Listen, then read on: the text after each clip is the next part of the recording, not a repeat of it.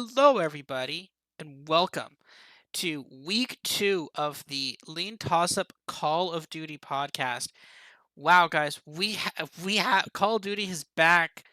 We had an amazing week 1, 12 matches, all crammed into week 1 there. Honestly, a really good weekend of COD. Honestly, I was very impressed with the quality. We talked last week, if you listened to us, I was I guess questionable about the game. I was had some questions, was iffy on it. I had not played the game, but now that I've seen it, a lot less iffy on it. I really like it. We'll talk about that in a second, of course, with my co-host, CDL Metrics. How are you doing tonight on this Wednesday night? I'm doing well. Yeah, I caught a decent chunk of the games last weekend. Not all of them, but I'll be rewatching those ones that I missed. But yeah, it was like I said last week, it should be a breath of fresh air. It is a breath of fresh air to watch something other than Call of Duty Vanguard. So yeah, a lot of upsets last weekend, like more than we probably thought. We knew, underdogs would be probably a better play, and we were right on that. But yeah, man, a lot of I guess preseason power rankings already getting shuffled around quite a bit. And yeah, this game is just it's good to watch. It looks good. It's easier to follow than Vanguard. It's less chaotic. And it feels like the better team should win the series more often than not. Last year we had so many coin flips. I think this year is if you're a better team, you're gonna win much more often than you did last year. So yeah, I like what I saw last weekend. I'm excited to see how this weekend shapes out for the first major, which is already basically here, which is crazy. Yeah, by we are recording this on Wednesday night. A week from now, I mean, people are going to be listening to this on Thursday, assuming because we'll be uh, putting this out tonight. If you're listening to this a week from now, for a week from when you're listening to this, there will be Major One will be happening. So that's the scale here. We are very close to Major One here. Um, and yeah, it was a great first weekend. I had questions about the game, but honestly, a lot of them are cleaned up. Time to kill is still too fast. That is a problem. But honestly, I really like the pace of the game. Control. Finally, I felt like Control was actually worth watching. We had no idea what was going to happen. Teams can win offenses or defenses. It was great. I didn't think it was possible. It's like Tuscan or Gavutu Kavutu, brain, ugh. where you're just like, oh, okay, well, it's on defense. Like, oh, well, they've got the defense round 5, and it's just like, nope, they can still lose that. Or there's just like a random defense round 4, and they can still lose that too, right? So honestly, just a and it's exact like that's why Control was put in there. Like, this is the thing. Like, at first I criticized it. I would have liked to see a different mode other than Control. I still think there might be room to put a different mode in at some point. But what the seeing a Control that has, and we saw quite a few 3-0s, probably the most 3-0s we've ever seen in a weekend ever, easily, actually, probably. Now, even though there's 12 matches, again, you adjust for that, still probably the most.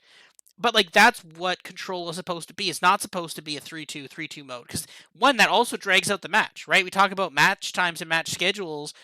When you go 5 rounds in a Control, and then you have a hard point, then you have a game 5. Yeah, no wonder it takes 2 hours, because you have all these extra Control rounds, and Control rounds could take 5-6 minutes each of game time. So honestly, like, I was very impressed with this weekend, and on not only that, but like, it was for Control especially. It wasn't always just kills that, like, when they won an offense, it wasn't just kills. It was like they spawned them out, and then you lose. Like, if they spawn you out and you're spawning out to the other side of the map, it's over, because they will stack the point, and then that's done. And then also sometimes kills matter too. So honestly, it was great variety. Control they actually made Control an exciting game mode and an interesting game mode, and I was engaged by that. What did you think about the other game modes? What do you think about Hardpoint and Search and Destroy? Yeah, I think they both played out pretty well. I mean, just the fact that we have trophy systems, I feel like that doesn't get talked about enough, but it is nice, right? Like you can get into a hard point and get a full 60, which we didn't see a lot last year. But, if you put in your trophy systems in good areas and you put enough of them out there, like you can really anchor down hard points. Same thing with search and destroy. Like, if those are well placed, you can really protect yourself around the map, not get first blooded, hold a bomb. Like, it's just really good to have those back. I also did think it was interesting, and people may not have caught this because it does go under the radar a little bit, but I'd say most players, maybe, I don't know, I'm just spitballing here, like 80% of players were using Semtex grenades, which I like to watch. Like, I like to see a good stick every now and then.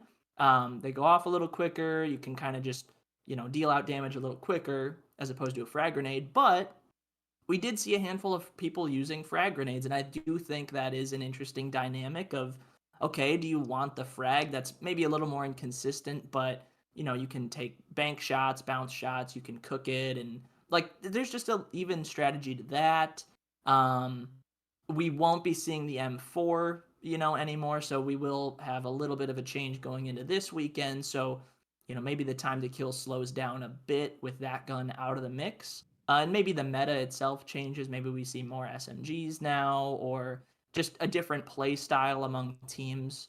So, yeah, already we're going to have some changes sweeping in this weekend, probably next weekend, and we'll see if other things get patched, right? Like cruise missiles losing to trophy systems.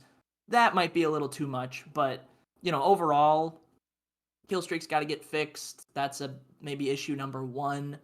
But besides that, it's overall a pretty good game to watch, and it looks like it's decent to play competitive. Snipers don't look too overpowered. Smoke grenades are still out, and I think that they'll probably just be out the entire year. But yeah, it's really nice to watch, and I look forward to watching a lot more in the coming months.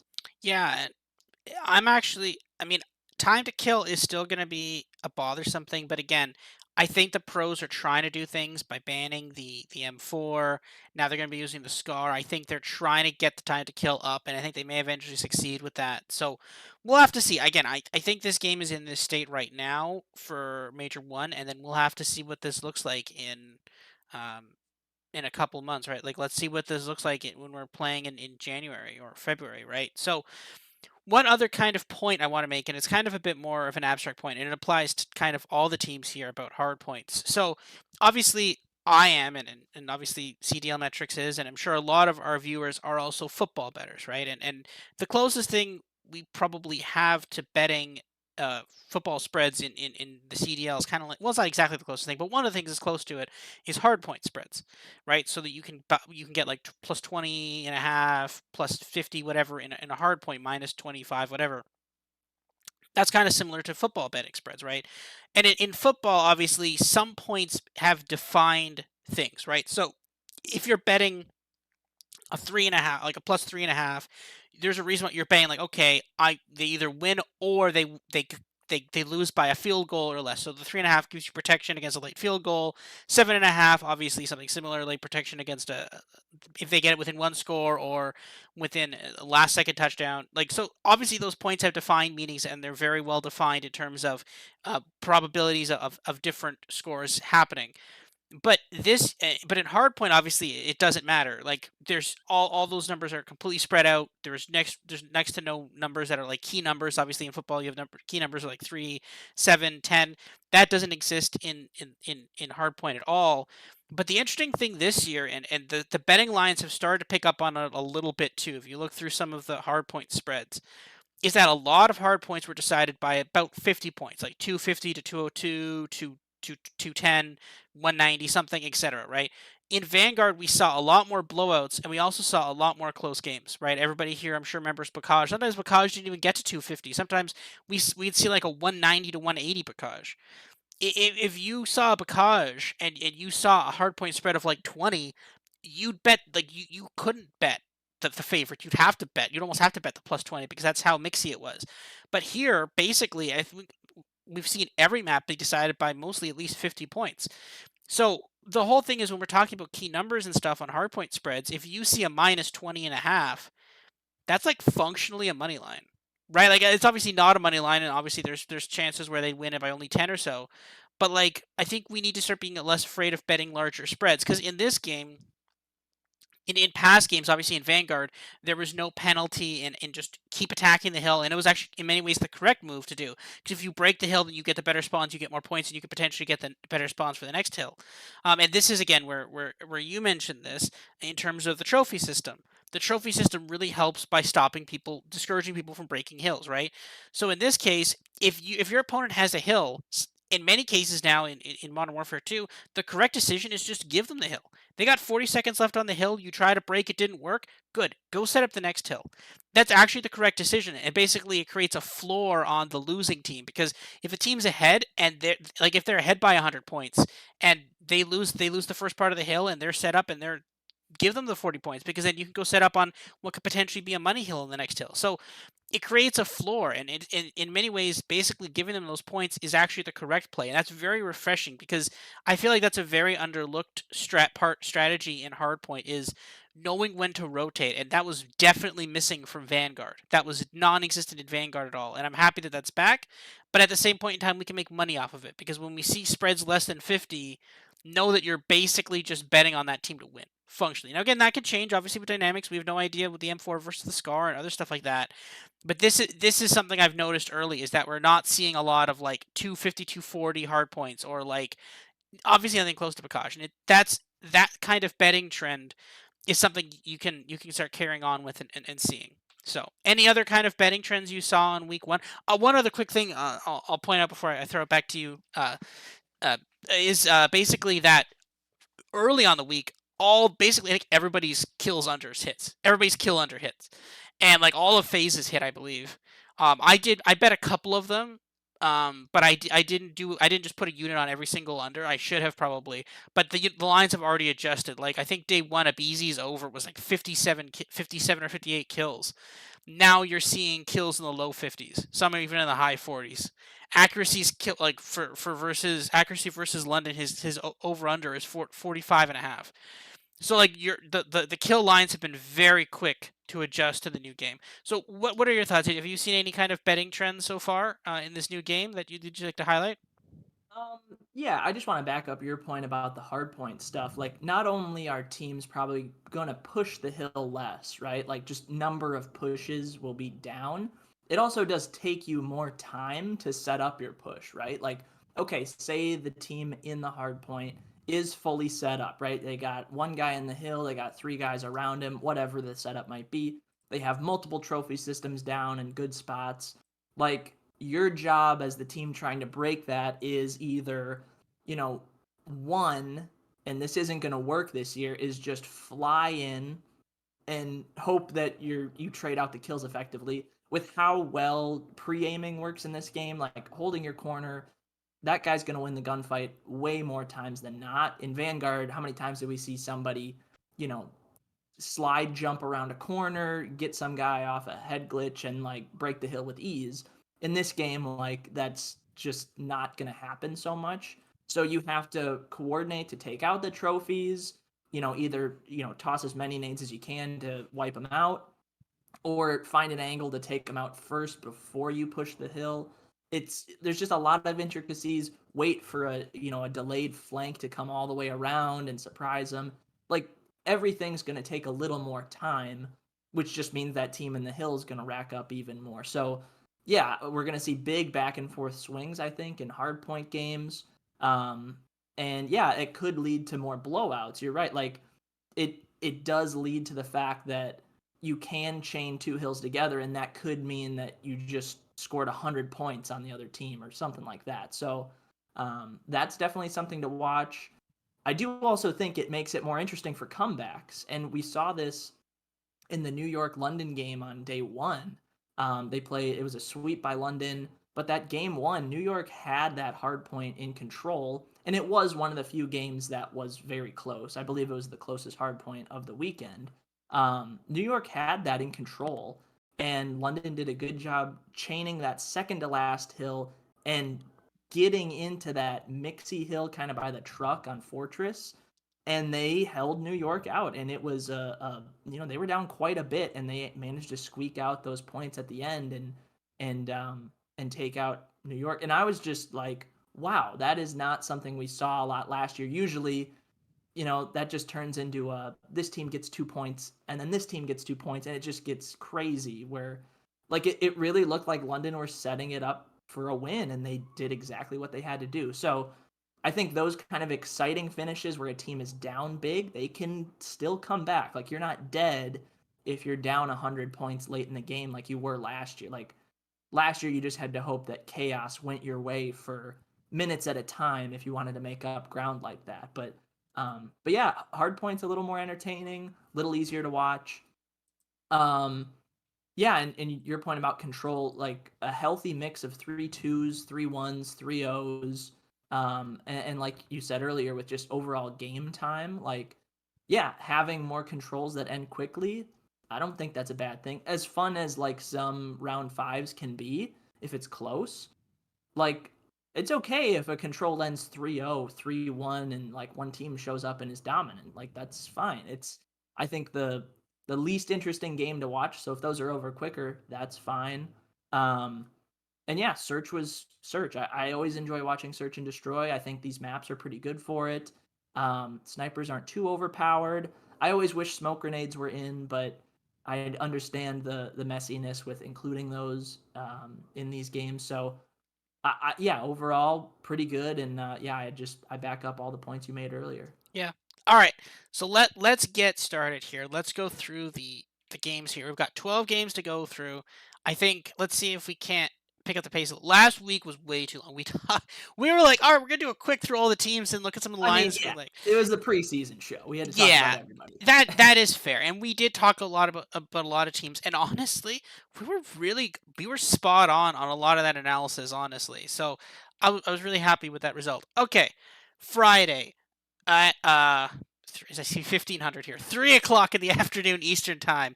Seattle Surge versus the London Royal Ravens. Seattle somehow, actually, okay, I'm using Bet365. Seattle somehow is minus 138. London is plus 100. Again, that seems wrong, but we'll talk about it in a second. Yeah, minus 135 on Bovada, plus 105 for London on the money line. Seattle Surge plus 1.5, minus 450. Ravens minus 1.5, plus 300. Over 4.5, and this is a bit of an interesting line, plus 140.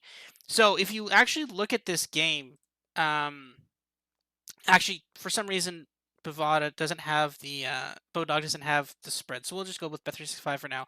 If you look at the spreads on map one, the reason why over 4.5 is so juice because 137. You look at the other ones; they're all like at the 150s, 160s for over 4.5. It's because the books massively favor Seattle in hard points. Ravens are plus 175 to win map one with a spread of plus 30. So like they massively favor Seattle in map one, but then they're favored in the S&D, and then they're basically dead even in the control. So um I definitely like London here. I don't understand why Seattle's favored. I have been able to run my model for this year. I've gotten up and running. It took a little bit in terms of the data set, and again, I may or may not post these. We'll have to see, just because there's so little data on some of these teams that there's really only 2 games for each team, so there's not the most amount of data. But I actually have London as pretty heavy favorites here. I think that London should be able to like. I actually do have London in 4. I have London basically winning 3-2. But I think there is value on the minus 1.5. I have London minus 1.5 priced at 157. So there is actually value in the minus 1.5 at plus 300. What do you think about this? Do you agree with me that this is wrong team favored, or are you kind of gonna give something to Seattle here? Yeah, I do think it'll be a close match, despite the records of 2-0 versus 0-2. But yeah, I think the books might be overthinking it a bit, because I would also make London a favorite, and it makes sense with the hard point search and destroy discrepancies between these teams. Um, like London's only hard point win was again that 6 point comeback win versus New York, who don't look great. And then after that, they played LAG, lost another close, or they lost a close game this time, and then got blown out. And LAG played Seattle, who we're talking about in this match, and Seattle blew them out of the water in both hard points. So it does feel like if you go with the Team A beat Team B beat Team C, and those margins of victory are enormous or tiny, like that's how I can understand why London would be such a big dog in hard points. On the flip side, right, London looked very good in search and destroy. They won 6-2 against New York, and then a pair of 6-1s over LAG. LAG, a team that beat Seattle in both search and destroys. One was very close in round 11, and then one was pretty dominant in 6-2. So I'd say hardpoint and search and destroy, polar opposites between these teams. So let's break down the control. But I do like in London, I favor London in control. They went 3-0 against New York on hotel. They went 3-0 against LAG on hotel. Seattle, they played on hotel twice. They lost a close 3-2, and then they won 3-1 against Boston. So, you add all that up, it seems like London are a better team, specifically on hotel. It would shock me if they don't play hotel. They both seem to like it or don't mind playing it. So, that's the one thing I'm going off of is London look like the better control team. They look like the better search team.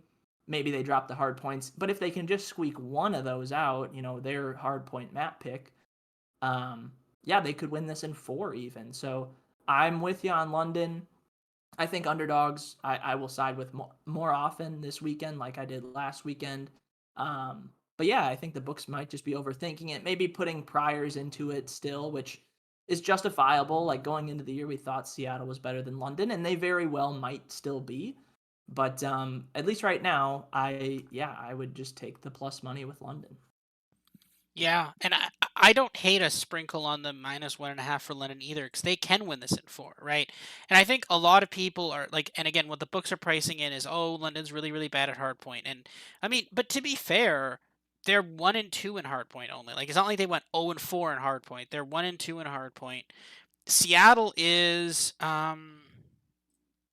what's Seattle in hardpoint? Seattle is 2-2. Yeah, 2-2. So again, not definitely not a juggernaut in hardpoint. Um, so they're 2-2 in hardpoint, but at the same time, like London could very easily be 2-1 in hardpoint. Again, that game with LAG, that map 4 with LAG, they had the setup. They only needed like 20 seconds. LAG got the break and then won the map on that because it was a hill that reminds me very, very similar to oh my god, what's the map from Modern Warfare 2019 where it's that one. Ramaza. No, not Ramaza.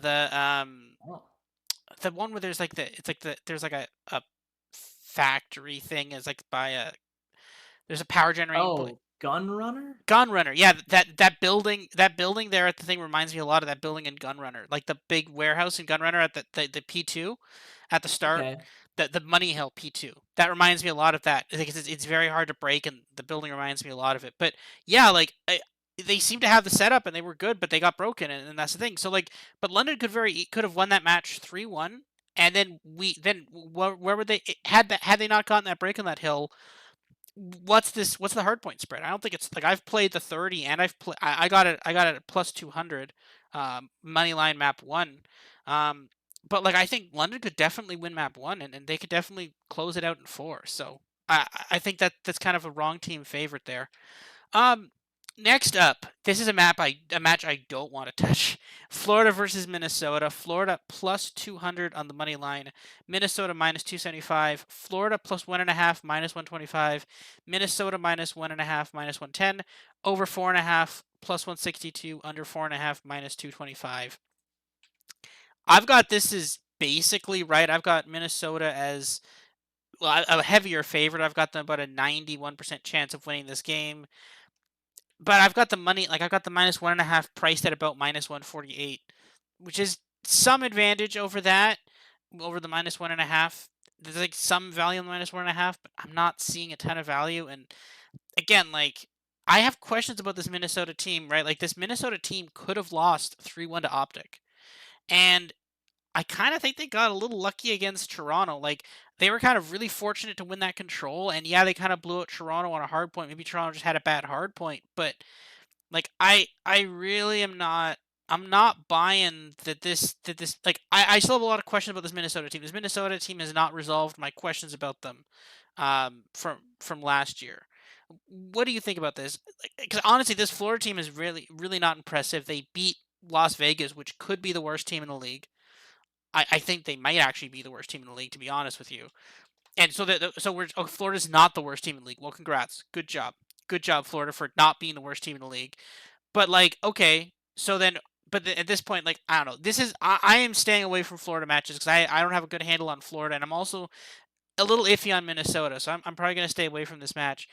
Do you see anything bettable in this game, or are you agreeing with me, or are you staying away with this from this? Yeah, I mean, as a Rocker fan, I'm happy with how weekend number one went. Obviously, the Optic series is unfortunate how that had to end. I mean, Optic didn't have to forfeit it, but just the whole situation with that was really, really messed up. So, yeah, we have limited data to work off of for both Minnesota and Optic. But yeah, it's I don't know. You can convince me either way, right? Like we're talking underdogs we like for the most part in these early stages, but Florida not super impressive. Like that series against Vegas to end Saturday was a grind, right? Like they lost both hard points to Vegas, who lost both hard points to LA Thieves. So that's not great. It took a game five, round 11 to squeak it out. I I don't know. I do think this Florida team is at or near the very bottom of this league, and I think Vegas proved that they are close to them. And yeah, I don't know. I was impressed with Minnesota, at least in Search and Destroy. I was like shocked with how good they are. Minnesota, that's typically what they're good at, but it was dominant in Search and Destroy this weekend for them. They obviously 6-0'd Optic in their first match, and it wasn't like a fluky 6-0. They were 6-0 in First Bloods. It was a comfortable win. Um, and then against Toronto, who I figured like could be the best search team in the league, they win 6-4, which is close. It didn't take a round 11 though, so they beat them in 10 rounds. But you look at the First Bloods in that game, like Minnesota had 7 of the 10 First Bloods, so it could have been even bigger. I was impressed with Minnesota's search. I think they have something to prove in hardpoint and control, right? Like, say what you want about the Optic game. Like, it was close. It was at least tied through two offenses and two defenses. Um, and then that control in the Toronto map, like, it was close. It was a 3-2 victory there. So they're at least competitive with these teams that we deem are good, right? Optic and Toronto were both in the top four in terms of just odds to win champs this year. Minnesota was fifth. So right there, I think they proved that they belong in that contenders mix, which is big. I think a lot of teams are in that tier. Um, and yeah, I think Florida proved that they're not even close to that. But again, I don't know if these numbers are good enough for me to have any interest. Like the -1.5 for Minnesota, maybe, but again, right, hardpoint was the one area where we were kind of a little iffy on, so it wouldn't shock me if Florida can maybe have a series tie through four maps. So kind of one I'm staying away from for now, just because I think both teams kind of asserted their position in the league, and it is where we thought it would be going into the year. Yeah, I mean, again, I will say that like, no disrespect to Minnesota, honestly, pretty impressive. The Optic one again, I I feel like the league actually made the right decision there. I don't think it was fair. I mean, I guess you have to evaluate win percentage potential from Cammy at that point in time. Obviously, he got frozen in the SAE streak, which again, a lot of people are like, "Oh, he used it. Like, why would he have that streak equipped?" Well, the reason is because you can't unequip it, and that's the problem. So this all comes back to the game itself. This is not Cammy's fault. Cammy made a mistake. Again, it happens all the time. It's a heat of a moment, right? How panicked are you right then and there, right? Because this is potentially the final seconds. They're in the point in a control, very exciting control, by the way. So it's not Cammy's fault at all that this happened. But he's like, oh, people are like, oh, he cheated, or like, no, he didn't. They clearly didn't want to. Now, could you basically say from the league, okay, yeah, he was sitting there, he was standing there, and he couldn't have influenced the play anyway? Yeah, I mean, could Cammy have tried like use the streak, immediately ran out, and then gotten immediately killed by an M4? Yeah, of course, 100%. But at the same point in time, like it's a hard call to make. It's not an easy call, but I kind of think the replaying the round is fair. But at that point, and I think this is where Optic got mad because again, they're also mad that the game doesn't work because this is a problem with the game, not a problem with Cammy. And on the flip side, they didn't want to win a round 3 offense. They're round 5 offense. They're like, we'd won that one, and then they're gonna take it back and they're gonna make us try to go win an offense again. They didn't want to do that, and I mean they can, of course. It's not that bad. This isn't Gavutu. God, like having to replay a round 5 Gavutu offense when you were so close to winning. This is not Gavutu, but it's also not particularly fun. And I think Optic was a little bit pouty with that. And I think, to be honest, I think they don't care that much. I think they're like, again, everybody's qualifying. I don't even know what we're playing for, to be honest, for these 2 weeks. I'm not completely sure. Um, I actually don't know if any of our listeners actually know what we're playing for. I mean, it's great COD, 100%. We'll watch it, but no idea what we're actually playing for these first 2 weeks. I think it's seeding, but I'm still not sure exactly how that works. But everybody's moving on, so and I think that also heavily influenced the decision too, right? I think if you're sitting there in your optic and this match actually mattered for something, I think you play it out. But I think if you're like, we're moving on anyways, who cares? Right? I think you're like, let's make a stand. Let's tell the league. Let's give a middle finger to the league and make them regret what they've done here and make them think about this. And I think that's kind of what they did. And I mean I support their decision for that, but I think it was a bit unnecessary. But no, I mean shout out to Rocker. I mean you can't ask for a better start, 2-0. And again, they've got some interesting matches coming up this week. We're gonna have to see, but I still have questions about this team. We'll see. Cammy seems to be working out pretty well. That's good. Priesta, on the other hand, has been working. Actually, we'll talk about Priesta in the next match. But like the team seems to be working fine. Bance is a bit iffy, but outside of that, Afro was pretty good. Like this team has been working pretty well. So I mean, I'm obviously a Toronto fan, so I don't think I can be a Minnesota fan. But I don't hold hard feelings towards Minnesota. They can succeed. I'm fine with that as long as they don't beat Ultra, which they did. So that's a problem. But no, I mean, I'm fine with Minnesota doing well. So I'm pretty happy to see them succeeding this year. Next up, Subliners versus LAG. Subliners, this is basically even on the money line, minus 120 each way. Subliners plus 1.5, minus 300. LAG minus 1.5, plus 225. Over 4.5, plus 150. The under 4.5 is minus 200. So I have run this, obviously, and I have LAG about an 80% chance to win this game. And I have no idea why that's not the betting line. I think for this and the Surge game, I feel like they're basically like they still have to hold on to people's priors because they know they have a ton more. Like they think people like I think they're worried that if they have subliners is like what does my model have subliners fair price 390. If you put subliners as plus 300, I think they're afraid everybody's going to be betting on subliners.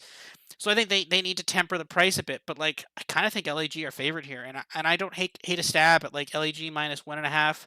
I have the minus 1.5 price as plus 138. You're getting plus 225. Yes, please. That sounds great.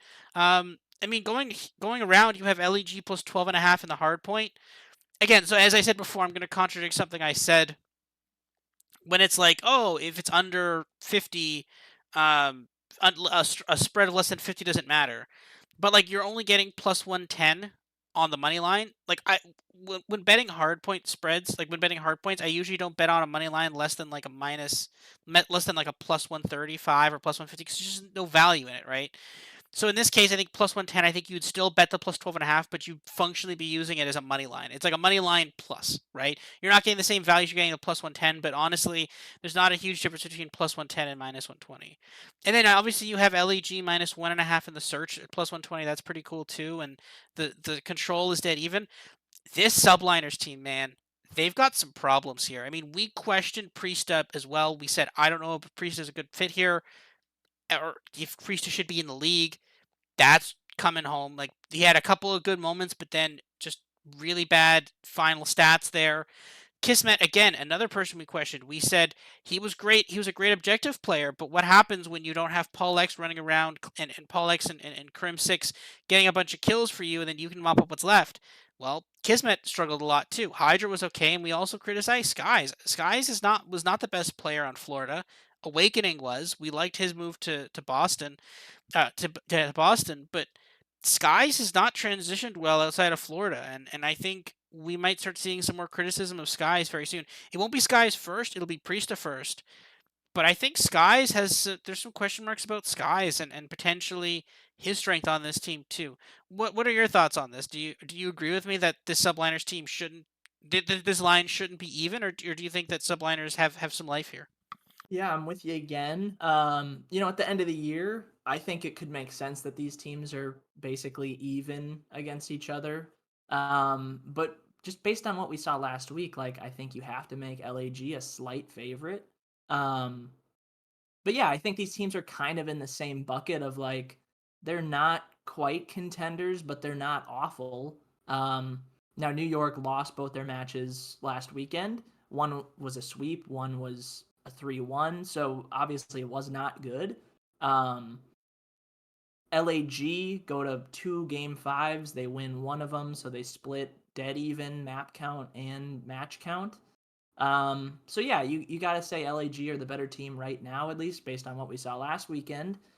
Um, and yeah, we talked about it in the preseason show. Like this LAG team might be sneaky okay, and this New York team has a lot of question marks, and they didn't really answer many questions I had just based on how they played last weekend. So yeah, I lean towards LAG for sure. I just think the construct of the team is better. The players themselves, like individual talent wise, maybe New York have more talent, but it's close. And, if I'm, you know, nitpicking here, I'll take the team that I just like more with roster construction, and that's LAG. And just recent form, right? Like we just saw LAG play okay, and we just saw New York play pretty poorly. So I lean towards LAG. One other thing I want to note, like New York, even in that search and destroy against London, right? They get two first bloods. Like it was just yeah, it's just disconnected. Like you had all these guys from different teams coming together.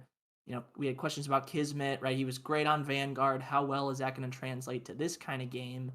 You know, we'll see. There's a lot of questions still out there for that team. LAG, I think, expectedly maybe split their series versus Seattle versus London.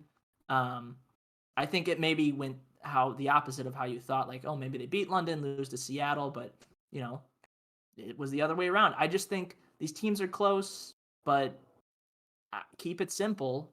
LAG were the better team last weekend, so go with LAG. Slight favorites, but they're pretty much even in the betting market. So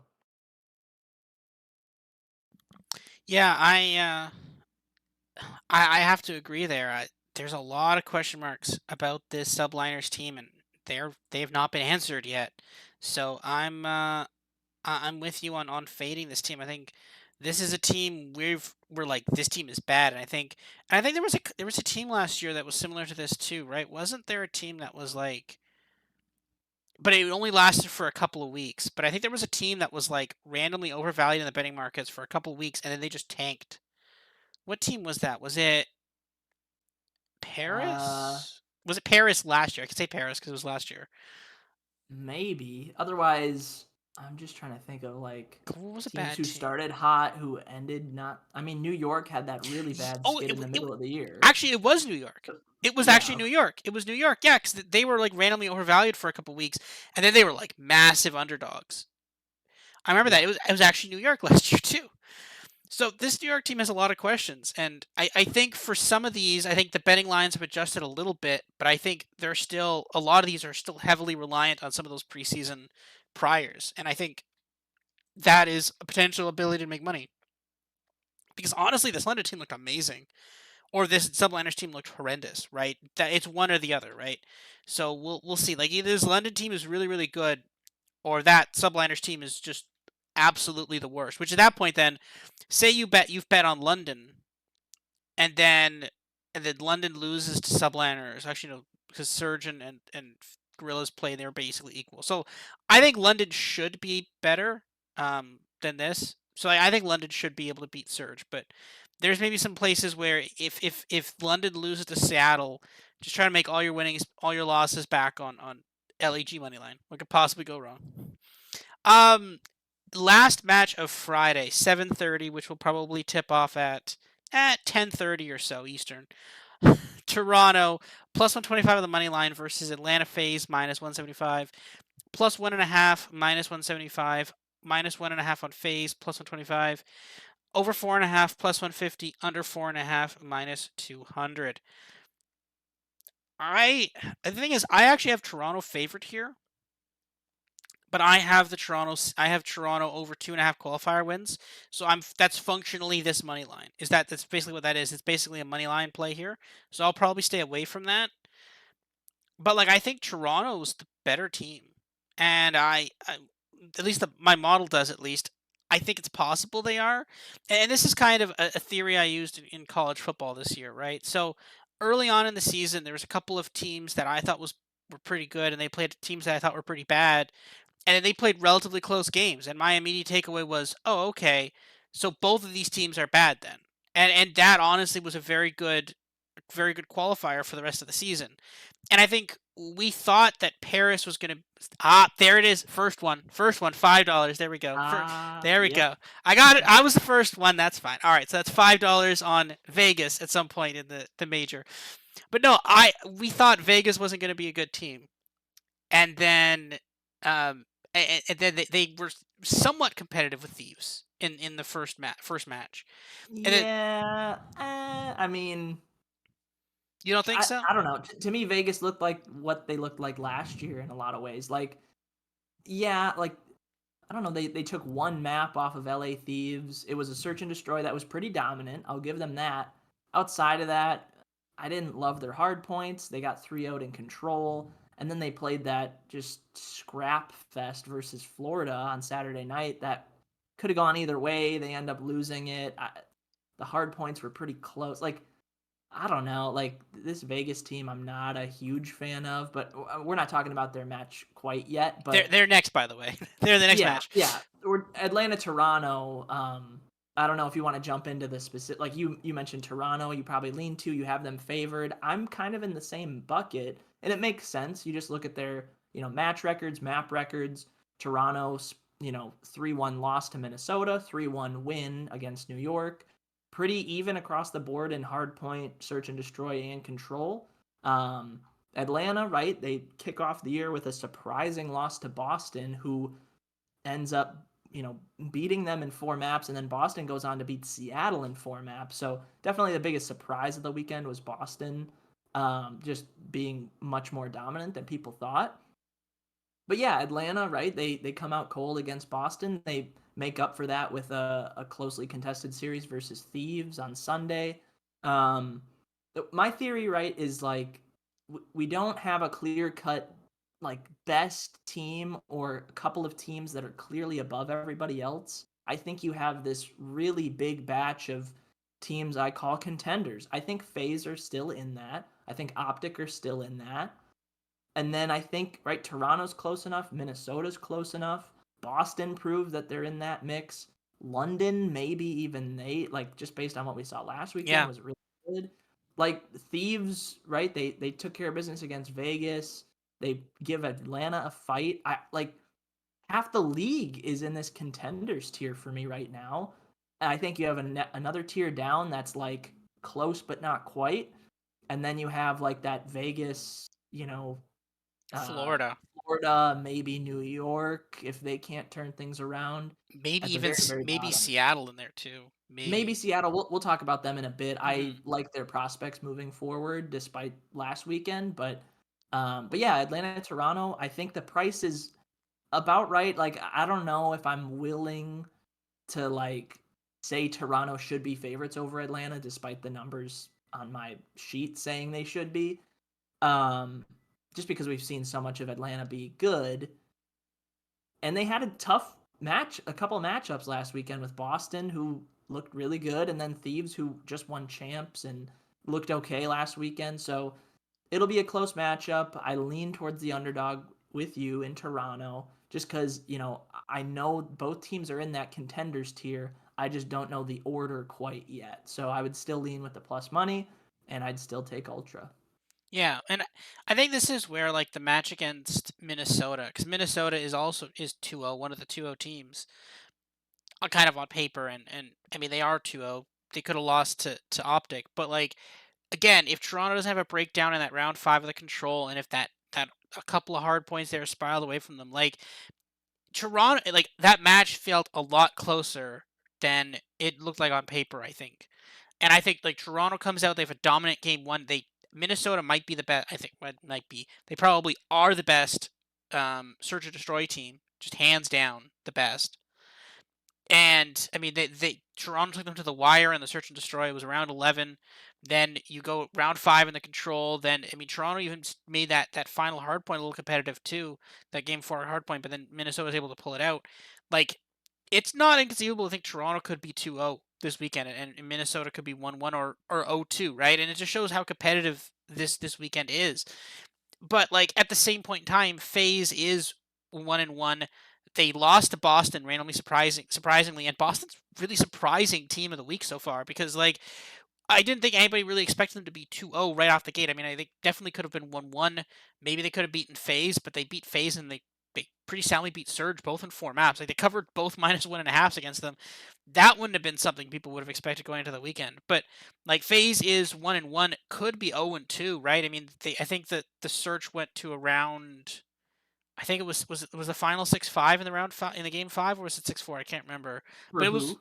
for FaZe. They won game 5 against Thieves. What was it? Was it It six? was 6-3 Atlanta. Oh, 6-3. Okay, so somewhat okay, but it was still a game 5 though. But like you're looking at potential where like they could be 0-2 right now, right? So I still have a lot of question marks about this FaZe team. I mean, again, Sib and Abizi and even Celium, they've been in the league for a while now, right? Like we always talk about them as the best players in the league, and they could be, but like at a certain point, players drop off. Like we talk about this in sports all the time. Could we have seen peak Simp and peak Abizi? It's possible now that Maybe. I think last weekend, if you want to talk specifics about FaZe, I just think Celium didn't look like an MVP. I think plain and simple. Slasher surprised me. I didn't mind the move from LAG to Atlanta. I liked it for both him and our cities. Slasher looked okay. Simp looked pretty good. I just think, Celium, his expectations are so high, and he had some maps here and there, but overall it was a little bit of a disappointment from him specifically. Um, but yeah, otherwise, like FaZe last weekend proved that FaZe isn't on a tier by themselves, and they're not on a tier with Optic or whoever you want to mix in that FaZe bucket. Because I think going into the year, a lot of people thought, okay, FaZe, maybe FaZe and Optic, those teams are, a decent amount better than the next teams under them. But yeah, I just think it's them, it's Optic, it's 3 or 4 other teams, which is exciting. Like this parity early in the year is a good storyline. Like we don't know who is the best team in the game right now. You can make a case for a lot of teams, and yeah, these next couple weeks and couple months, we'll start to figure that out. But yeah, Atlanta FaZe, they got some work to do, but I just trust that they'll figure this out along the way. I don't think they'll be a middle of the pack team by the end of the year, and Toronto will put up a fight against them. I'm really excited for that match. That's a Friday night match. Um, and I think it should be a doozy. So I'll lean to the underdog, and I think you will too. yeah, I think so too. I don't know if I'm gonna play this or not because again with the qualifier win totals, which is again one of the coolest things we have this year, you functionally like you're already playing that map. You're basically you already have that money line, right? So probably not gonna play it, but yeah, we'll I'll definitely be watching this game intently. Maybe if Ravens win in like two, if Ravens win in 4 maps, if they cover the -1.5, then yeah, there'll be a Toronto Ultra money line bet there for sure. Moving on to Saturday. Saturday, 3 o'clock, the early game, FaZe versus Legion. Already, here we go. FaZe -600. Again, it took us a while last season before we saw money lines that big. FaZe and the Vegas Legion starting it off early. -600, Legion +350 on the money line. FaZe -1.5, -225. Legion +1.5, +162, over 3.5, -200, under 3.5, +150. Already, eh? We've already gotten to this point where the betting lines are like, yep, the Vegas Legions suck. Um, I and my model agrees. I actually have -670 on the money line. Yeah, I'm not seeing a lot of value here. I don't particularly love even the minus 125. Maybe you could throw the minus 125, the minus 1.5 in a parlay, but like it's not great, honestly. This game is a very much a stay away for me. I really don't see much to bet here. Maybe a hard point spread. What is the spread in this hard point? Let's see. Let's see. What is the hard point spread? Minus 30. That's actually playable. Minus 1.5 in the search, minus 120, and then minus 400 control. So that maybe the minus 1.5 in the search, and maybe the minus 30 in the in the the hard point. What do you think? Do you agree here that even though it's early, that this minus 600 price point is justified? Not really. Like, I don't know. It's just kind of a stay away game for me. Like, I know Fays are better than Vegas. We keep talking about it. I think Vegas proved they're in the bottom mix with Florida, maybe with New York, whoever else you want to throw down there. I'm not willing to throw Seattle down there. But like, yeah, it was uninspiring. That's great. They took Florida to a game 5 round 11 and they very well could have won that series and my opinion of them would not change. Like, I don't it just was not good. It I didn't like what I saw. I didn't love what I saw from FaZe, right? Like you come out, lose to Boston. That looks really bad. It doesn't look quite as bad after we see Boston beat Seattle and FaZe, beat a good team in Thieves. So I don't know. I think overall you could say both these teams disappointed to an extent last weekend. Um, but yeah, I don't know. This price seems to indicate like FaZe are what they were last year, Vegas are what they were last year. Like maybe not quite, because if it was last year, maybe you get like Vegas up to plus 500, plus 600, something crazy like that. But yeah, this is one I don't love. The hard point spreads are interesting, right? But again, FaZe, they just didn't show me any like dominant game mode. They split a lot. Like they split their hard points with Boston. They won one hard point, one search, and one control against Thieves. Nothing super dominant from them, so I'm not quite sure what their strengths are yet. It could be everything, it could be nothing. We'll see. And then same thing with Vegas, right? Like Vegas took both hard points from Florida, albeit relatively close games against a team we expect to be bad. And then they lose both hard points versus Thieves, pretty comfortably lose to them. They don't look great in control in either series. Like, I don't know. To me, it's still kind of hard to figure out how this series will go. I fully expect Atlanta will win, but it could range anywhere from a 3-0 to a 3-2. So yeah, it's mostly a stay away for me, but I don't mind if you want to throw like the Atlanta to cover that map one spread, as we talked about, right? Big spreads don't mean as much in this game as they did last year, so don't be afraid to lay a bigger number with a better team.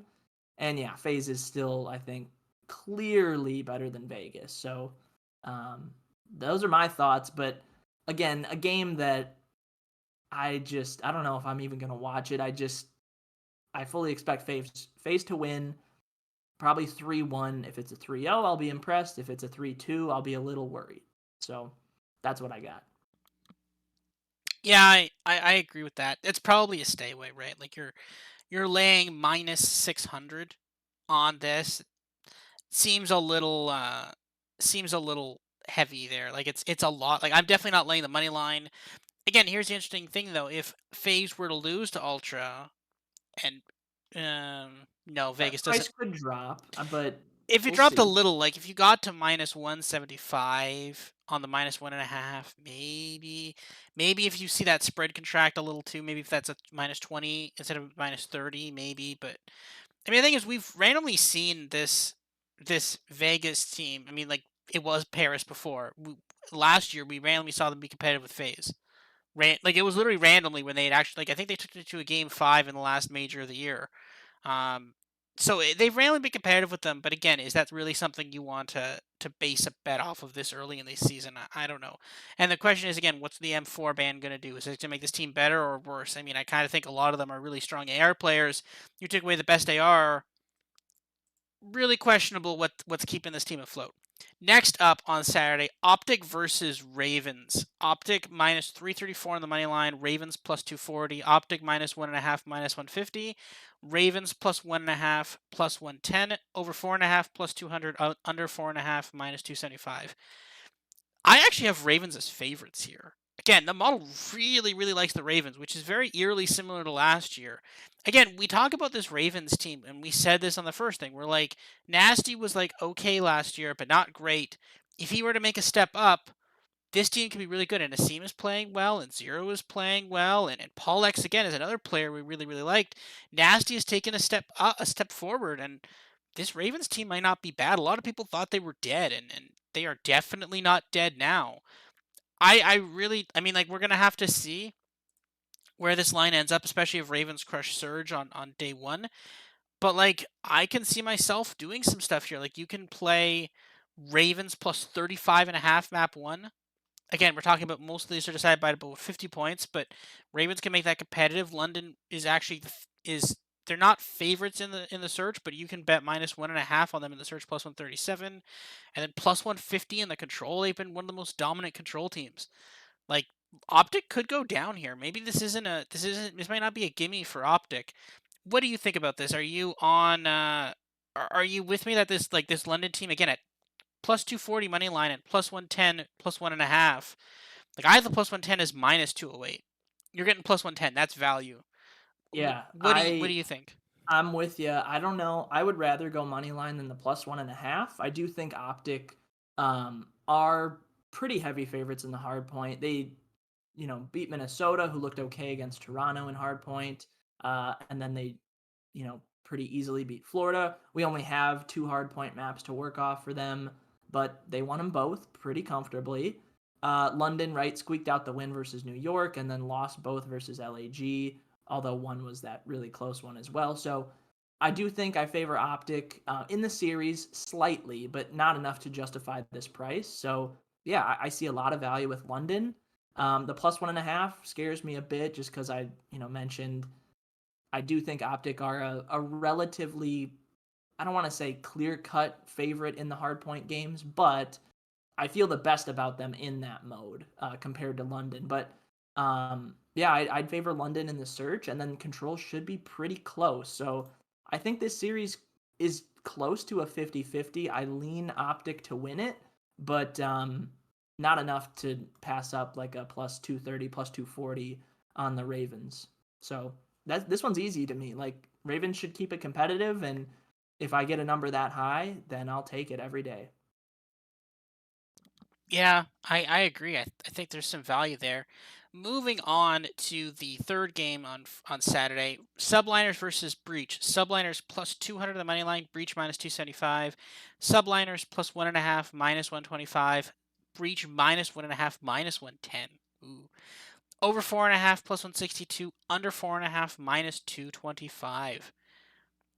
I love I love Breach minus 1.5 here.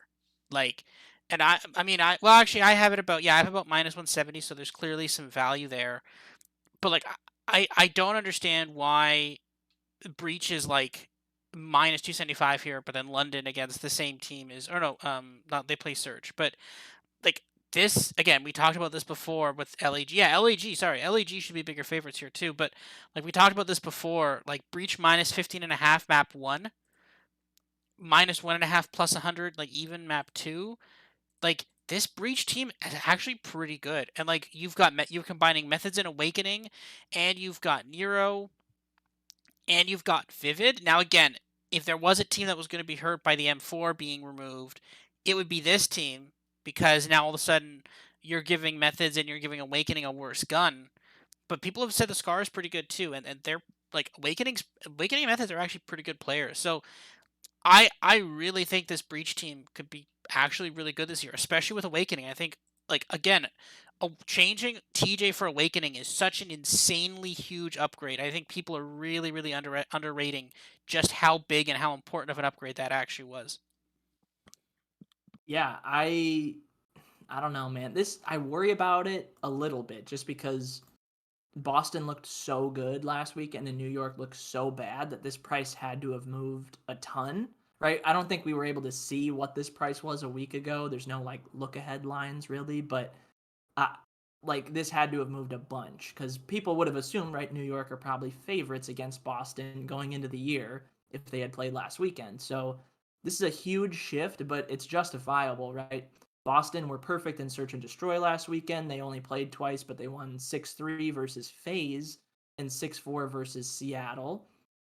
And Seattle's maybe one bugaboo last year was that search and destroy. So we'll see how that goes going forward. But they won both of them. Didn't need a round 11 to do it. They go 3-1 in hard point again against FaZe and Surge. Surge looked dominant in hard point in their series versus LAG. They beat them relatively comfortably. One of those maps against Surge was kind of close, that game one on Hotel, but Embassy game four was very, very comfortable for Boston. Control went both ways. They looked dominant against FaZe. Seattle wiped the floor with them a day later. So, like, overall, like, yeah, Boston, they looked like a good team. New York couldn't win a search and destroy last weekend. They won one hard point. Like they were 1-6 in maps. Like a couple could have gone the other way maybe, but it didn't look pretty. I wonder if this team's going to take a while to gel. And Boston looked ready to go. And you're right, the meta change might shift things a little bit. And if Awakening's running a Scar, maybe that's not great. He's got to, back up a little bit, take some longer range gunfights, but it could also mean that maybe he throws an SMG in his hands a little more. I don't know. We'll see how it shakes out. I just know he's a great player, and you're right. The switch from TJ to Awakening, like we talked about it in the preseason show, like Boston was a team we like. Just looking at their odds to win champs, right? They were like the 10th or 11th. I want to say the 10th best odds out of 12 to win champs, and we talked about like, okay, take TJ out, put Awakening in. That feels like a big upgrade, and it looks like it is. So sometimes it is that simple of just you take a player who underperforms out and you put in a player who's actually pretty damn good at COD. Like, yeah, sometimes it's that easy of a fix. And I don't know. I lean Boston. I don't mind the -1.5. I don't mind if you want to go like the hard point minus whatever map spread.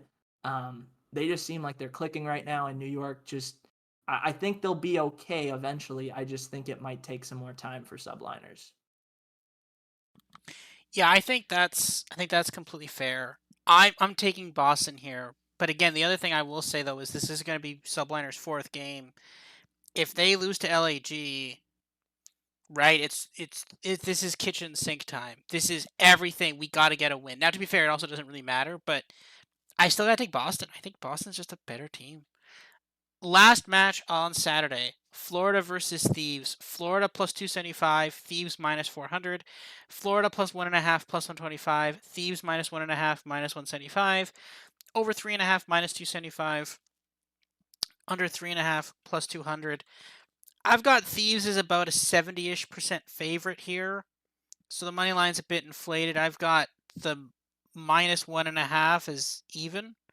So that's not really like there's maybe some value on Florida plus 1.5, but again, I feel like I just have this in just complete lack of desire to bet anything on any game involving Florida. I don't know what it is. Normally, I'm up for betting on most CDL games, but I'm just like, nope. I have I don't know what it is. I like betting on things. I like betting on CDL games, like betting on NFL games. I literally I'm just like, nope. I'm just not betting on Florida games. Nope. Do you feel the same way? Or are you just like, are you freely like? I can't bring myself to bet on these games, like these Florida games. So for the first game of the weekend against Minnesota, I really don't have a feel for like either side. I do think if that match goes how we expect, there might be a nice buyback opportunity on Florida, despite That's them true. looking not so good. Right, Thieves do not play before this match, and Florida run into Minnesota on Friday. So if Florida, look how we expect them to look, this price could get inflated, and I think Florida are scrappy enough to make it interesting, right? Like to me, Florida would be favored in a search and destroy over Thieves. It was one game mode where they struggled with a little bit last year. They obviously corrected a lot as they won the last major and champs, but search is not their forte. Thieves, that is. Florida looked okay last weekend. They won 6-2 against Vegas. Then they squeaked out that 6-5 win. Um, and then they ran into Texas and lost 6-3, who obviously did not look good against Minnesota. So, mixed results for Florida. But Thieves, right, lose to Vegas 6-2. That's pretty ugly considering that Florida beat them twice. And then Thieves versus FaZe, they win around 11, and then they go into game 5 and lose 6-3. I just feel like Florida is close enough in search where they could probably squeak out a series win if they go, search and destroy, control, search, 2-3-5, something like that. Because I do think Thieves are probably pretty comfortable favorites in both hard points. So, yeah, that's the path for Florida. I think it's there. It's unlikely, but if this price gets high enough, I like the buyback opportunity for Mutineers. But it's a lot of ifs, and even then, it's still kind of scary. Yeah, that actually is a good point, right? And I don't necessarily. Well, then at that point, I think you're saying that you don't bet the +1.5, you just bet money line because the money line, the plus one, like to get if you get to a game 5, then you're saying Florida's favorite in game 5 anyways. Which Right, honestly, right. the betting market actually does have that. Like Florida's only +110 map to money line, and like their +1.5 is -163. Yeah, if you're a little scared to just bet them outright to win the series, maybe just take them to win game 2 or cover a spread in game 2, something Yeah. like that. I just think Florida proved that they, despite being a bad team, I think search might be their calling card where they can upset some teams. And we see it a lot of years, right? There's a lot of these underdog teams that can pull out a couple search and destroys and get an upset victory. So this match, it feels like it could be one of those. So Yeah. Well, again, we'll see if the price changes, but for now, I think I'd lean Mutineers if things start to get too juicy with that price. but that being said, though, I agree with your point about search because I think a lot of times the top teams study for the other top teams, and maybe they ignore the lower teams, and maybe the lower teams just innovate a little bit, and they can catch them off guard. But the problem with that, though, is that now we're looking at control is a lot more you can be a lot better at control than you could have been before, right? Like you are now looking at the ability, like not even just like 3-1s anymore. Like Vanguard, you can see a lot of 3-1s. You're now looking at three. We've seen a lot of 3-0s, right? So you could just look. You get to a point where a lot of these upsets could be just stopped in their tracks because a team is just that much better at control, and that's the thing. So maybe that's. I agree that there could be a very good buyback opportunity. And again, look at the prices when we get there, and after we see Florida play week 1, after we see them play on Friday, if they get stomped by Minnesota, then yeah, huge buyback opportunity, +1.5, maybe even money line. Again, map 1 money line 32.5. If that gets much higher, right? If you're giving me 50 points, I'm taking that because that's roughly what the spreads in these hard points are. They're about 50. But again, this is where the books have realized that most of these hard points are decided by 50 points, and that's why they're giving you 30. They're like take 30, 32. They'll give them to you. They're realizing that these hard points are being decided by more than just like these aren't Vanguard hard points. These are Modern Warfare 2 hard points. Last day of the weekend, Sunday, Minnesota versus the Las Vegas Legion. Minnesota -250, Vegas +175 on the money line. Minnesota -110, -1.5, -110. Vegas +1.5, -125. Over 4.5, +162. Under 4.5, -225. This line seems. Why is Minnesota -110?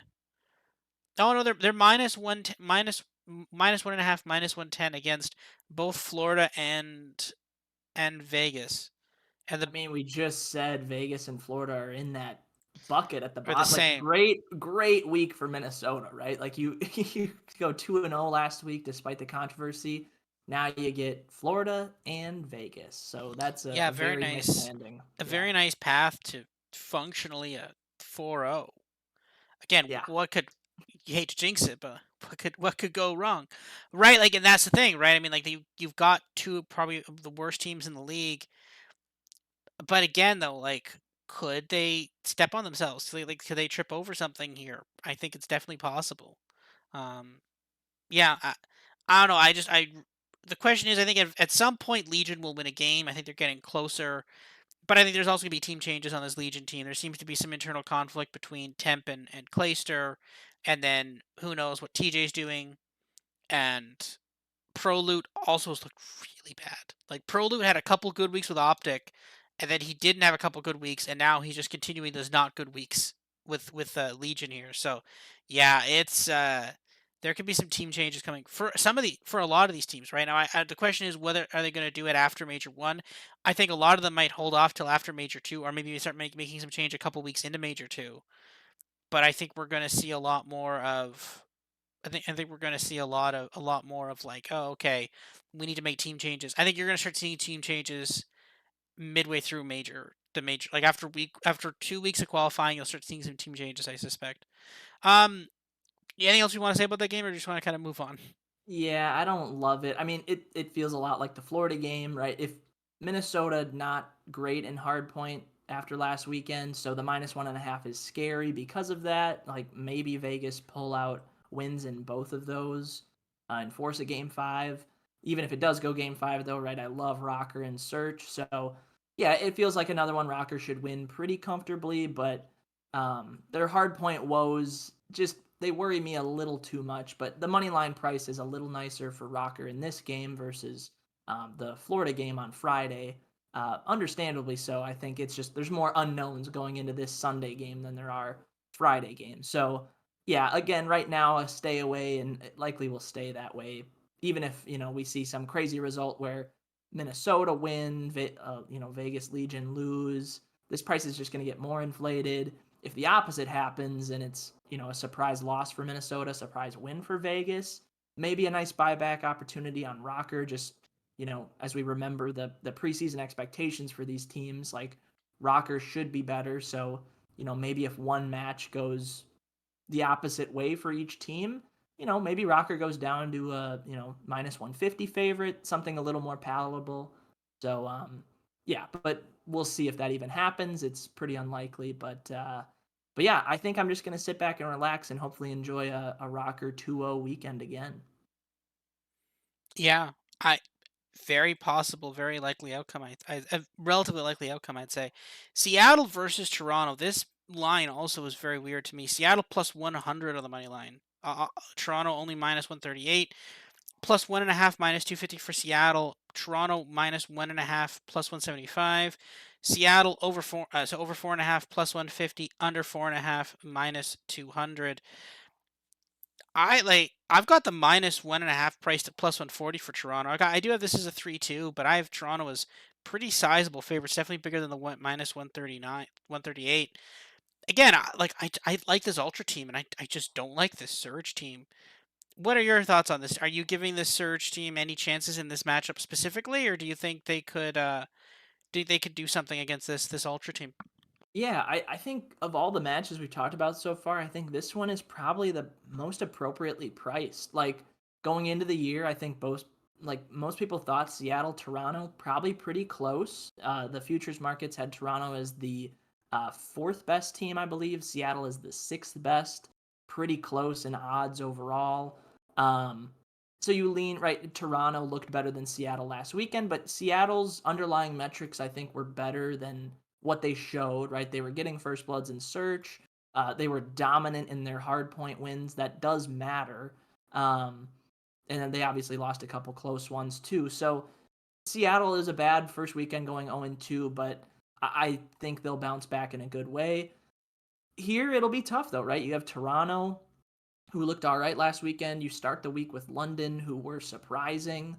Um, but yeah, I think this game is about right. Like just based on what we saw, I think Toronto should be a slight favorite. It looks like they are. Maybe a map spread would interest me here or there. Like Toronto in a search, that seems to be their calling card again. Maybe Seattle in a hard point.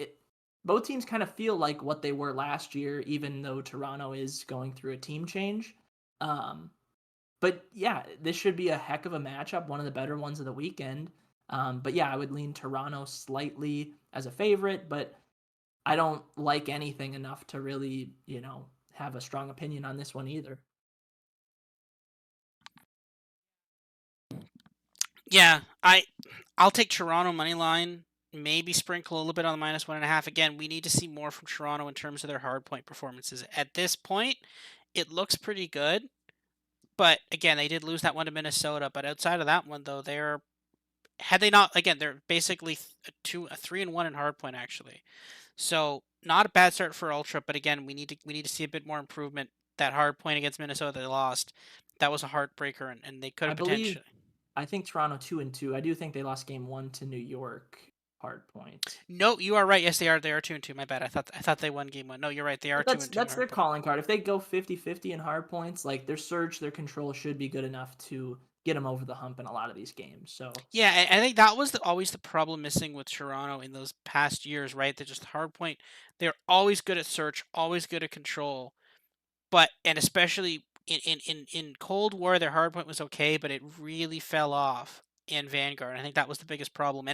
And the way the game plays, where you're like you're doing strategy, you're trying to figure out, do we want to try to break this hill? Do we not want to try to break this hill? By doing that, like that plays a lot more into this ultra team, right? I mean, yes, absolutely, this yeah, team has made some changes, obviously, but you've still got most of the core from like you've got half of that Cold War team, and Insight and like Scrappy was obviously a part of the team last year, and Standy similar, but he was on the Minnesota team, but that Minnesota team also a very control team. So like I really think they could be doing some like if they can improve that hard point and then you maintain a really high level of search and thing and search and thing and control. Man, again, we don't have futures for Major One yet, but like if we see something like Toronto 8-1, 9-1, 10-1, I'm gonna be looking at that. We're gonna see. Second last match of the weekend, which arguably, again, if this was NFL flex scheduling, should be flexed to the last match of the weekend. Thieves versus Optic. Thieves, an inexplicable -150 on the money line. Optic +110. Thieves -1.5 +137. Optic +1.5 -188. Over 4.5 at +150. I've got Optic as pretty sizable favorites here, actually. yeah, I me actually too. I think this Optic team is good. Like I think the Minnes like again, you have to kind of squint at the Minnesota loss, which wasn't really a loss, but like they absolutely annihilated Florida. That was probably one of the most dominant performances we've seen all week. Next to, of course, the London game. That was the next close, like London versus Subliners. That was the next closest. That was the next biggest blowout of the weekend. So I think when looking at this, I think and again, we're talking about major futures. Like I'd be betting Optic and Toronto major futures right now if I could. If I could be betting them, I'd be bet. Those are the two I'd be betting right now. Right now, I saw this line and immediately bet Optic money line because they're foolishly giving it to me for +110. Um, you can also look at Optic -1.5 +275. That sounds awesome. You're getting 11.5 points on map one. Um, Thieves are favorites in the search. That's a bit off, but like again, Optics calling card last year, and it was really underlooked in the betting markets as well.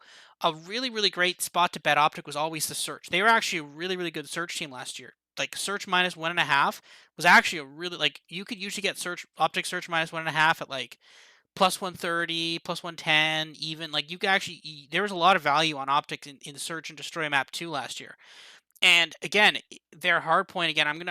I didn't actually get a chance to see most of that game, and I'm probably gonna go take a look at it, and I'll probably go rewatch some of the Optic versus Minnesota games. But like, I really like this Optic team. I think this Optic team is clicking. I think this is a good year. This is a good meta, a good map set, a good kind of game for them. And there's a lot of question marks on Thieves, and I don't think they should be fit. I don't think like this should probably be even. If this was even, I'd stay away. But the fact that we're getting plus money on Optic means that I'm on Optic here. Yeah, I'm with you 100%. This is one of my favorites of the weekend. I really like both Optic matches. Opposite sides, we mentioned earlier Optic London. I do really, really like London in that spot. And if these games go how we think they might, like maybe wait to take Optic, right? If London do pull off an upset versus Optic earlier in the week, or if they even make that close, um, and then Thieves, they get I'm blanking. Oh, that Florida, right? Like if Thieves can take care of Florida and if London, do what we might think could happen and maybe upset Optic, maybe just draw out the series and keep it scrappy, this Optic price could go up, which doesn't happen much.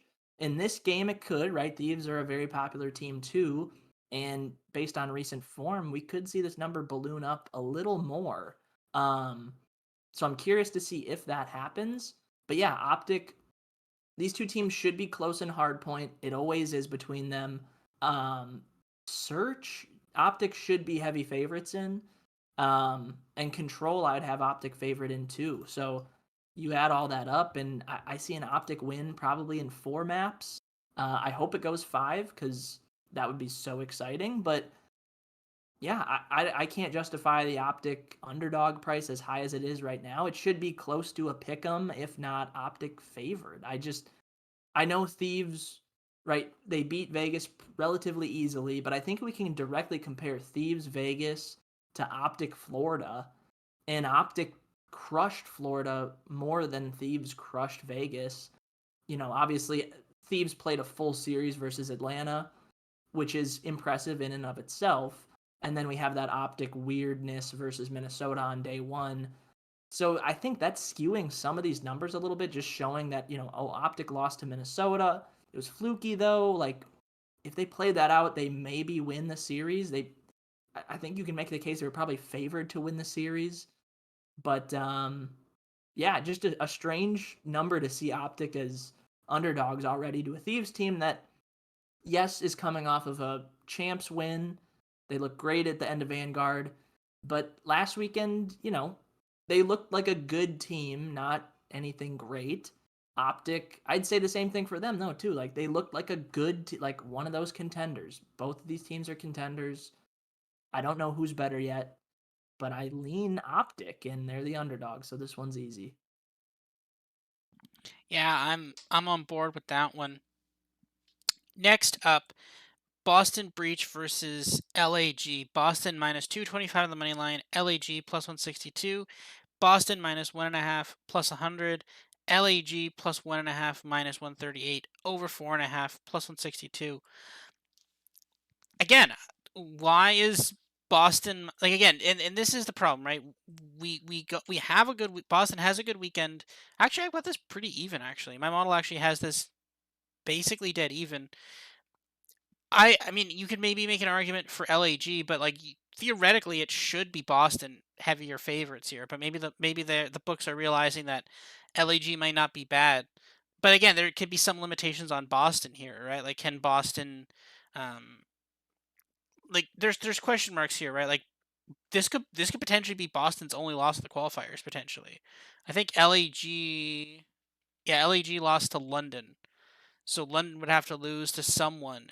But like, yeah, there could be a lot of interesting. There could be some interesting stuff happening here, and I think Boston is. I don't. Maybe there's value. I'm probably gonna stay away from this game. This game could be pretty interesting, but maybe there's some value on LAG here, according to my model.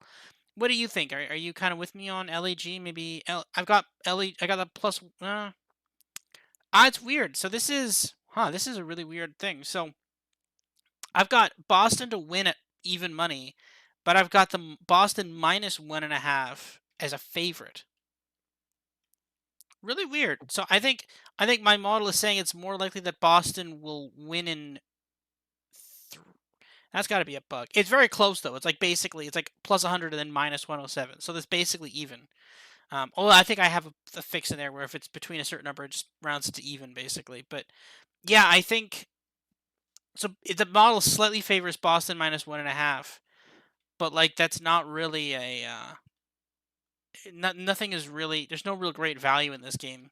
Yeah, nothing stands out to me. Like this price seems about right. I think we going into the year, we thought both these teams were in the middle somewhere. Boston obviously have the best weekend of any team last week. LAG kind of par for the course for them. It might be a little inflated. In Boston, like I don't know about minus 220. That seems a little rich. I'm just holding my priors a little bit with them. It's interesting though. Both of these teams play New York before this match, so we'll see them against the same opponent. LAG, right, is basically even money, or that match versus New York is even for both teams. Boston huge favorites versus New York. I just I don't know. I think these teams are close. I don't love either side. You can talk me into either side. So this one's mostly a stay away for me, but the price on this could move drastically in one direction or the other, just based on how these teams both perform versus New York. Again, we expect LAG to beat them, um, and we expect Boston to beat them too. So, going into this, there could be a lot of talk about potential seeding. But yeah, overall, to me, it's a hard one to figure out. I don't know what to make of Boston after looking that good last weekend. Um, so yeah, I think I'll wait and see, and we'll definitely learn a lot about both of these teams this weekend. And yeah, I don't know. It's just a confusing one to figure out, which I don't like as the last game of the week. If that Thieves Optic game was the last game, I that would be so nice. But for whatever reason, we got this one thrown at the bottom. So yeah, kind of a stay away for me. But we'll see if the prices change drastically as we head towards Sunday. The CDL hasn't learned of the wonders of flex scheduling yet. Um, they will one day. Eventually, they will realize that the NFL is the NFL is a thing that exists, and that they can also flex games too. But no, so we'll have to see. I'm interested into seeing where this goes. That being said, the viewership numbers for the league have been absolutely insane, which again was that they needed to be on Twitch, and we had called for Twitch, I believe, before. But like Yeah, seeing it on Twitch and seeing 100,000 base viewers, even on like bad games, yeah, like what just random London games or like yeah, it was impressive to see. yeah, like you got Florida, Vegas, over 100,000, like 120,000 on the mainstream. Again, that's excluding the fact that Zoom is also co-streaming all the like you do that alone. Like, man, that's. But again, they need to be on Twitch. People weren't finding it on YouTube. You've got this now. You've got the eyeballs. Like again, and this is the thing, right? Because like when you watch League of Legends, they always have 100,000 people stream watching the EU or the NA stuff as well. The problem is the fact that like because Call of Duty is one of the biggest every year they make billions and billions of dollars in game sales, and you're telling me that they can't scrounge up 100,000 people on YouTube to watch? It's because no one was on YouTube. You get to Twitch, you're scraping 200,000 once you look at all the co-streams. Like this is the thing, and this will only get bigger and bigger and bigger. And I think now, again, give it some time. Like build this up. Like we could potentially, like again, this is if you're looking at trying to join the CDL and you're looking at expansion.